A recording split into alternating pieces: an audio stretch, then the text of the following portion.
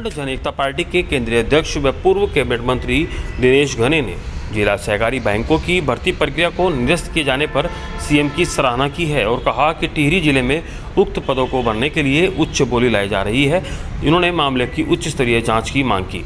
उत्तराखंड जन एकता पार्टी के केंद्रीय अध्यक्ष व पूर्व काबीना मंत्री दिनेश घने ने कहा कि कई लोगों ने डीसीबी भर्तियों को निवेश का जरिया बना दिया है। कहा कि वे सीएम को पत्र भेजकर मामले की जांच की मांग करेंगे। साथ ही ऐसे लोगों के खिलाफ सख्त कार्रवाई होनी चाहिए जो भर्तियों को अपनी कमाई का जरिया बना रहे हैं। कहा कि भाजपा सरकार के 4 वर्ष का कार्यकाल पूरा हो चुका है, लेकिन टिहरी विधानसभा में उनके कार्यकाल में जो कार्य छूट गए थे उन पर 1 इंच काम नहीं हुआ। पीपीपी मोड पर दिए गए जिला अस्पताल बरौडी की स्थिति और भी खराब हो चुकी है। मुख्यालय का एकमात्र स्टेडियम का कार्य आधा अधूरा पड़ा है। पीजी कॉलेज को अभी तक अपनी जमीन नहीं मिल पाई। डाइजर में इको पार्क के नाम पर कोई कार्य नहीं हुआ। कोशियार और सुरकंडा पंपिंग योजना का कार्य भी आगे नहीं बढ़ पाया। कौटी कॉलोनी में नई टिहरी तक प्रस्तावित रोपवे के लिए चिन्हित जमीन को भूमाफियाओं को बेच दिया गया है, जिसकी जांच होनी चाहिए। सहकारी समिति टिपरी में हुए घोटाले की उच्च स्तरीय जांच की जाए तो घोटाला और बड़ा निकल सकता है। कहा सरकार की घर घर पेयजल योजना केवल पैसा वसूली योजना है, जिससे जनता को लाभ नहीं मिल रहा।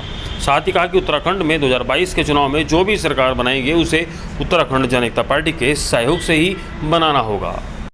के संज्ञान में होगा कि विधायकों ने भी शिकायत की है। वो विधायक जो प्रताड़ित थे, जो उसमें जिनको आशंका थी कि उनकी नहीं सुनी जा रही है, उनको आशंका थी कि इसमें पैसों का लेन देन चल रहा है और पैसों की वसूली हो रही है, उन्होंने शिकायत की जो नवनियुक्त मुख्यमंत्री हैं। और मैं मुख्यमंत्री जी को धन्यवाद भी देना चाहूँगा, उन्होंने संज्ञान लिया और ये बहुत बड़ा घोटाला था।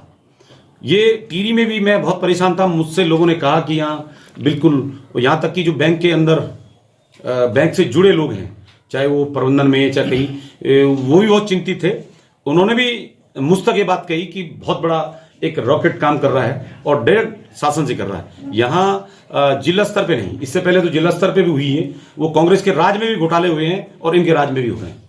और यहाँ के जो बेरोजगार हैं उनको लूटा जा रहा है। 8-10 लाख की बोली लगाई गई है। उनमें कोई पारदर्शिता नहीं थी। उस पर जैसे जैसे वसूली हुई थी, आपको शायद संज्ञान होगा, पिछली बार जब नियुक्तियां हुई थी तो वो नियुक्तियां करीबन 7-8 महीने तक चली, क्योंकि वो जब तक वसूली नहीं हुई तब तक उन्होंने बाहर नहीं निकाले रिजल्ट। और उस पर जितनी तेजी जो उनकी उस समय जीएम थी, महाप्रबंधक थी, जो नीचे से उन्हें स्पेशल बिल्कुल नियुक्ति के लिए भेजा गया, श्रीमती जो वंदना श्रीवास्तव थी, ये उनके द्वारा इसको बहुत ही सुंदर ढंग से इसका संचालन हुआ और वो नियुक्तियां करके फिर वापिस जहां मन चाहे स्थान पे वो चली गई। ये उस समय के मैं समझता हूं कि सरकार के बिल्कुल कुछ, हाँ, ये बहुत बड़ा, इसमें एसआईटी अगर जांच में तो बहुत बड़ा घोटाला ये भी आपको। उत्तराखंड जन एकता पार्टी क्या मांग कर रही है? उत्तराखंड जन एकता मांग कर रही है कि इसमें एसआईटी की जांच या इनकी जो सीबीसीआईडी की जांच की जाए, जो इस तरह के घोटाले कर रहे हैं। और जैसे आपके संज्ञान में, मैं तो कहूंगा कि आपका भी दायित्व बनता, आप यहाँ के नागरिक हैं, यहाँ की समस्याओं को खाली आपको यहाँ तक नहीं पहुंचाना, आपका भी दायित्व बनता है कि उस समस्या जो आती है, जो भ्रष्टाचार के मामले में, तो वो उजागर हो और उन पे लोगों को न्याय मिले, पीड़ितों को।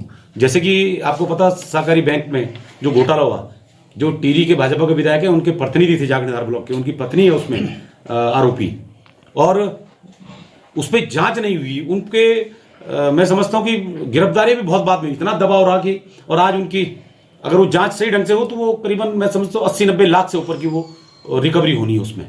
इतना ज्यादा घोटाला उस सहकारी बैंक में हो रखा है। तो वो तो धन्यवाद माननीय न्यायालय का देना चाहूंगा जिन्होंने उस पर सख्ती की हुई, नहीं तो वो अब तक बाहर होती। वो तो लोगों को पैसे देने के तैयार नहीं है। तो मैं निवेदन कहूंगा कि ऐसी अच्छी सरकार है, अच्छे जनप्रतिनिधि, तो लोगों को पैसे दिलाएं, जिनका पैसा समितियों से, बैंक से जो निकला है वो उनको वापस लौटा जाए। गरीब लोग हैं। तो टिहरी की विकास योजना थी वो और टूट फूट वो उनमें की गई है। उनको बदलने का काम किया, उनमें जो सिलापट थी वो तोड़ने का काम हुआ। इन 4 सालों में केवल एक व्यक्ति है, और जो यहाँ के जो विधायक हैं, जो यहाँ के प्रतिनिधि हैं, केवल कुछ लोगों का ही विकास हुआ है। और विकास भी धन के रूप में को तो करोड़ों रुपए का उनकी आय है, करोड़ों रुपए उनकी में। और आप देख सकते हैं कि वो जो हिंदुस्तान कंपनी है, जहां 250 लोग उनके एनजीओ के थ्रू काम कर रहे हैं। एनजीओ ठेकेदारी के लिए नहीं है, उनका जो एनजीओ है वो विद्युत विभाग में भी ठेकेदारी कर रहा है। वो एसएससी कंपनी वन विभाग में ठेकेदारी कर रहा है उनका एनजीओ, जबकि एनजीओ जो अधिनियम है जो आपका उसमें एनजीओ कहीं लाभ और हानि के लिए एनजीओ नहीं बनाए जाते हैं। एनजीओ जनहित के लिए बनाए जाते हैं और बगैर लाभ के एनजीओ का शोषण किया जा रहा है और करोड़ों रुपए का पर मंथ उस एनजीओ की आय है। और उस एनजीओ की मैं कह रहा हूं उस एनजीओ की जांच होनी चाहिए। उस एनजीओ का खर्चा कितना है, उस एनजीओ में जो पैसा आ रहा है वो कहां जा रहा है, किन किन लोगों की जेब में जा रहा है, वो लूट कब बंद होगी ये सरकार बताए कि ऐसे एनजीओ पे क्या कार्रवाई करेगी। जो टिहरी का विधायक था, जो यहां से जनप्रतिनिधि हैं, ये उनके संज्ञान में भी है और उनको संज्ञान लेना चाहिए। और मेरा तो आरोप है कि अगर वो संज्ञान लेते क्योंकि वो सरकार में थे तो इन लोगों की नौकरी नहीं जाती। आज सरकार ने जिस ढंग से जो आंदोलन में बैठे हैं उनकी सेवा समाप्त न करने का आदेश जारी किया, बहुत अच्छा कदम है। और सरकार से मैं निवेदन करूंगा कि जो लोग हटाए गए हैं इस तरह के एक नीति के अनुसार सबके साथ कार्रवाई होनी चाहिए और अगर आंदोलन गए तो उनको चेतावनी देनी चाहिए और उनको पुनः सेवा लेना चाहिए। और अगर सरकार नहीं लेगी तो जिस दिन हमारी सरकार आएगी हम उनको जो सरकार ने निकाले हैं उनको हम पुनः सेवा में रखेंगे।